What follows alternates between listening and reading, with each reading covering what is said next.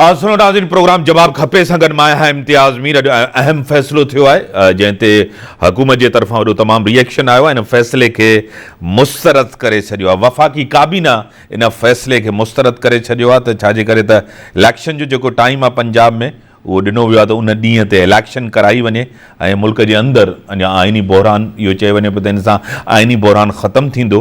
जीअं 4 अप्रैल तव्हांखे पाण ख़बर आहे शहीद ज़ुल्फ़िकार अली भुट्टो जो अदालती क़त्ल थियो। अॼु बि फ़ैसिलो इहो ई आयो आहे। बिलावल भुट्टो ज़रदारी साहिबु चए थो त सुप्रीम कोर्ट जे अंदरि कंहिंजी आमरीत खे तस्लीम न कयो वेंदो। मूंखे टेलीफोन लाइन ते ज्वाइन किया सीनियर रहनुमा, सीनियर सियासतदान MNA रही चुकी हैं नुसरत वाइस साहबा मेरे साथ हैं। मैं आपको वेलकम करता हूं अपने शो में। जी शुक्रिया बहुत। अजी आज का फैसला आपके सामने है। जिस तरह फैसला आया इसी को हुकूमत मानने के लिए तैयार नहीं। आपको लग रहा है कि टकराव होने जा रहा है? बिस्मिल्लाहिर्रहमानिर्रहीम, बहुत शुक्रिया इम्तियाज़ साहब अपने प्रोग्राम में मुझे लेने का। देखें, बात यह है कि आज ज़ुल्फ़िकार अली भुट्टो की बरसी थी और वो शख्स है जिसने आइन दिया मुल्क को, और आज उसका नवासा खड़ा हो के इस आइन के तोड़ने की हिमायत कर रहा था। उस पर बहुत ज्यादा हैरत हुई मुझे, क्योंकि हम देख रहे थे कि एतजाज एहसन और खोसा साहब जो है वो सब इसकी हिमायत में बात कर रहे थे काफी 3-4 दिनों से पहले से, और वो कह रहे थे कि आइन के हिसाब से ऐसा ही होना चाहिए कि जो इलेक्शन की डेट दी गई है उसी में हो, थोड़ा सा आगे पीछे कर सकते हैं लेकिन इस तरह नहीं कि उसको 14 सितंबर और 14 अक्टूबर तक लेके चले जाएं।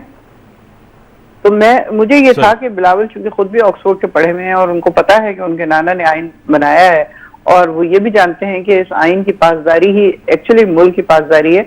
अब जब इन लोगों ने उसके ऊपर तहफ़्फ़ुज़ात दे दिए हैं और ये इसको एक्सेप्ट नहीं कर रहे, तो इसका मतलब ये है कि ये मुल्क में खाना जंगी चाह रहे हैं। इसके अलावा और कोई ऐसी चीज नहीं है, या माशाल्लाह दोनों चीजें वो हैं जो इस मुल्क को खराब करने के लिए बहुत कारगर होंगी।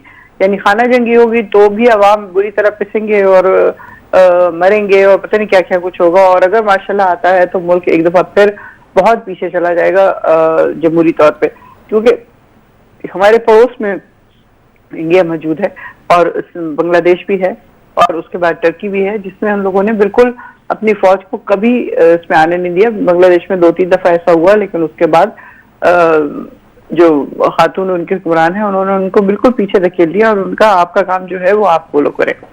इसी तरह टर्की में बहुत बड़ी रेवोल्यूशन होने वाली थी, लेकिन किस तरह लोगों ने प्रोटेस्ट किया और वो उनकी तरकीब जो थी नाकाम हुई, और इंडिया में कभी उन्होंने फौज को आने ही नहीं दिया।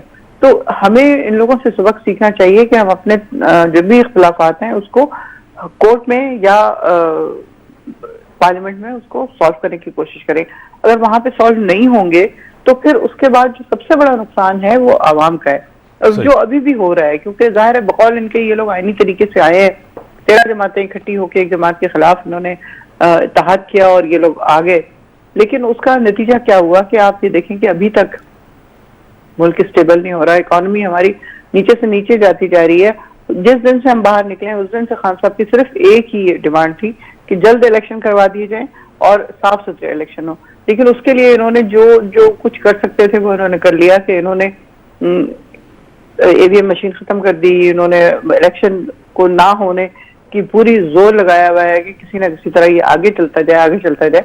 तो ये मुल्क को सिर्फ खराब कर रहे हैं। मुल्क पहले ही इकॉनमी उसकी बिल्कुल जीरो पे तकरीबन आ चुकी है और कोई मुल्क हमें पैसे देने पर राजी नहीं, इवन IMF जो है वो हमें पैसे देने के ऊपर राजी नहीं है।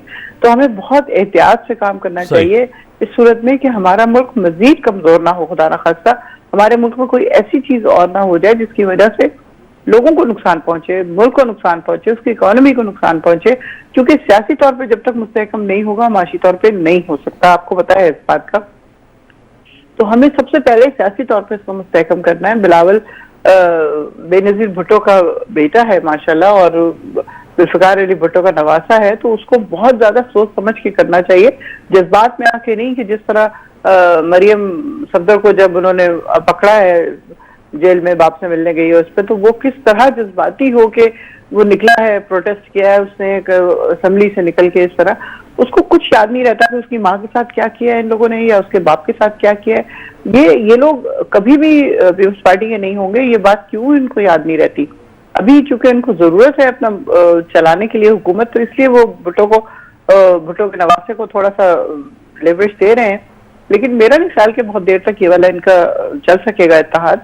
बहुत जल्द इनको जरदारी को तो खैर पता ही होगा, बिलावल को पता चल जाए कि ये they are not sincere alliance, और उसके बाद फिर देखें क्या होता है क्या नहीं होता। लेकिन फिलहाल ये बहुत ही गलत हो रहा है जो PMLN कर रही है इस वक्त, कि वो अदालतों का हुक्म नहीं मान रही, चीफ जस्टिस का हुक्म नहीं मान रही, वो सिर्फ दावत दे रहे हैं मुल्क में अनारकी की, इसके अलावा और कुछ नहीं। आपको पता है अगर वो हुक्म नहीं मानते, अब फैसले को कबूल नहीं करते, जो इलेक्शन का टाइम दिया गया है 14 मई, आपको पता है मुल्क के अंदर तो एक बड़ी अफरा तफरी होगी। आपको पता है उन्होंने पहले से ही हुक्म मानने से जो है ना वो तो इनकार कर दिया है। क्या कहेंगे?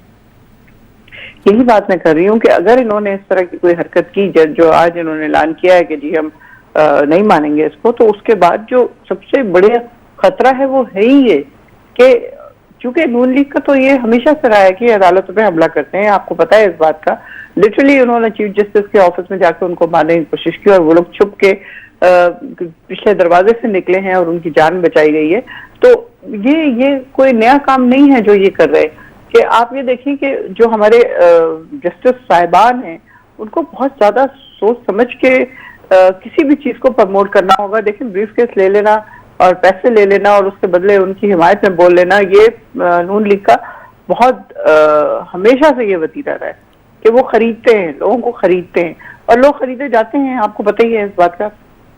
लेकिन अब इस वक्त चूंकि हम जब से पैदा हुए हैं तब से यही सुनते हैं कि मुल्क बहुत नाजुक दौराहे से गुजर रहा है, बहुत नाजुक दौराहे से गुजर रहा है। तो मैं समझती हूँ कि इस वक्त लिटरली मुल्क बहुत नाजुक दौराहे से गुजर रहा है। इसलिए नहीं कि PTI की हुकूमत नहीं है, इसलिए कि मुल्क की इकॉनमी तबाह बर्बाद हो चुकी है, लोगों को खाने को नहीं है। मतलब आप इंडिया का प्राइम मिनिस्टर देखें तो वो 23 मार्च को एक मिसाइल भेजता है खला में, और एक हमारा वजीर आजम है जो आटे की लाइन में लगा के लोगों को उनको आटे की बोरियां दे रहा है।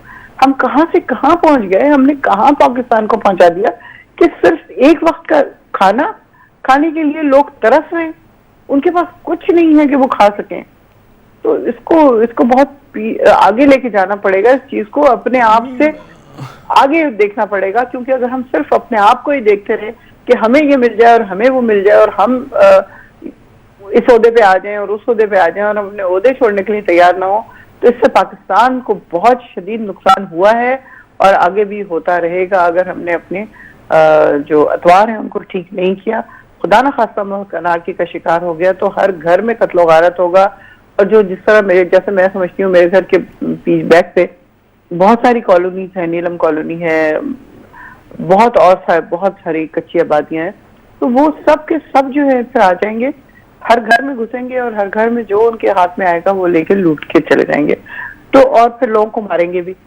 तो इससे पहले कि ये सब कुछ हो, हुकूमत को बहुत समझदारी का काम करना चाहिए, क्योंकि खान साहब ने एक हद तक अपने कारकुनों को रोका है। अभी तक जब भी कुछ होता है वही कहते हैं पीसफुली, कोई चीज ऐसी ना हो कि हमारी तरफ से कुछ हो रहा। हालांकि इन लोगों ने कौन सी कसर है जो नहीं छोड़ के रखी। आप 25 मई से लेके अब तक का सारा देख सकते हैं कि किस किस तरह उनके ऊपर गैस फेंकी गई, किस तरह एटम बॉम्ब ने पेट्रोल पंप फेंके गए और किस किस तरह पत्थर फेंके गए, सब कुछ किया गया। उसके बावजूद खान साहब बार बार एक बात करते हैं कि नहीं आपने नहीं करना, आप उनकी जिंदगी को इतना शदीद खतरा है, लेकिन जस्ट बिकॉज के ये लोग इतना ज्यादा जोर देते हैं कि उनका हाजिर होना जरूरी है, वो हाजिर हो रहे हैं, अल्लाह पाक उनकी हिफाजत करे, लेकिन इनकी तरफ से कोई कसर छोड़ी नहीं जा रही। मैं समझती हूँ कि अगर इमरान खान साहब को खुदा न खास्ता मेरे मुंह में खास कुछ हो गया तो फिर पाकिस्तान वो भुट्टो वाला पाकिस्तान नहीं होगा कि भुट्टो को फांसी लगी और कोई एक बंदा बाहर नहीं निकला। तो जमाना और था, ये जमाना और है, ये मीडिया का दौर है, ये सोशल मीडिया का दौर है, यहाँ पे लम्हे लम्हे की खबर हर एक के पास होती है। तो बस दुआ करें कि अल्लाह में अब पाकिस्तान को सलामत रखे और उन हुक्मरानों को तौफीक दे कि वो अदलिया के फैसले पर और आइन के फैसले को लब्बैक कहें और कोई खतरे वाली बात ना करें। ये सारा क्राइसिस जो है मुल्क के अंदर, जो अफरा तफरी है, इंतशार है, जो इलेक्शन, ये आपका किया धरा है, क्योंकि आपने पंजाब गवर्नमेंट, अपनी गवर्नमेंट को खुद आपने तोड़ दिया, फिर अब चाहते हैं कि इलेक्शन भी हो और इलेक्शन वो लड़ेंगे भी। आप चाहते क्या हैं, मतलब ये पता नहीं चल रहा, क्योंकि आपने दोनों हुकूमतें आपके पास थी। अगर आपको हुकूमतें करना थी तो आपने हुकूमतें छोड़ी क्यों? अब इलेक्शन भी लड़ने के लिए आप इससे क्या सियासी फायदा हासिल करना चाहते हैं? देखिए, सियासी फायदा कोई नहीं है। हमारा सिर्फ एक मिशन था कि हम ये हुकूमतें छोड़ देते हैं, उसके बाद दोबारा से इलेक्शन करवा ली जाए और ये अपनी जो इनकी फेडरल हुकूमत है वो भी छोड़ दें, इस्तीफा दें और पूरे मुल्क का इलेक्शन हो जाए। लेकिन जाहिर है इनको तो बहुत ज्यादा खतरा है कि ये इलेक्शन में गए तो आपको पता है कि ये वोट नहीं ले सकेंगे। जब वोट नहीं ले सकेंगे तो इनकी हुकूमत खत्म हो जाएगी। तो हुकूमत से निकलना नहीं चाहते, उसकी वजह से ये सारा कुछ कर रहे हैं। वरना हम लोग तो जितनी आसानी से सारी हुकूमतें छोड़ के बाहर आ गए। पंजाब लोगों के मुल्कों से बड़ा है, इतना बड़ा सूबा है। और इसी तरह केपी कि वहां पे जहाँ पे हमारी हुकूमत थी पहले, तो हम सब कुछ उस पर कुर्बान करके हम राजी थे इस बात के ऊपर कि चलो अब हम ये करते हैं कि हम इस्तीफा दे देते हैं। फिर दोबारा इनके ऊपर एतबार था, एक्चुअली इंसानों के ऊपर एतबार था कि इंसान जो है वो हमारी बात सुनेंगे। लेकिन यहाँ पे तो राना सनाउल्लाह जैसे लोगों से वास्ता पड़ा हुआ है, जिनको इंसान कहना तो बहुत दूर की बात है, वो तो इंतहाई बड़े तकरीबकार है। तो उनसे उम्मीद रखी खान साहब ने, यानी इंसानों के ऊपर से उनकी उम्मीद खत्म नहीं हुई। इतने क्राइसिस से गुजरने के बावजूद उनके ऊपर हमला होता है, उसके बावजूद वो अपनी जान की बाजी लगा देते हैं ऑलमोस्ट, लेकिन उसके बावजूद वो इंसानों के ऊपर एतबार कर रहे हैं, अभी तक एतबार कर रहे हैं। लेकिन हम सिर्फ ये चाहते हैं मुल्क में साफ सुथरा इलेक्शन हो। हमने क्यों छोड़ी? हमने सिर्फ इसलिए छोड़ी कि फेडरल गवर्नमेंट भी इस्तीफा दे और सारे मुल्क का एक साथ इलेक्शन हो जाए। बड़ी मेहरबानी, टाइम लिमिटेड है। बड़ी मेहरबानी नुसरत वाहिद साहिबा का पॉइंट ऑफ व्यू पीटीआई का आ गया। ब्रेक जो टाइम था ब्रेक।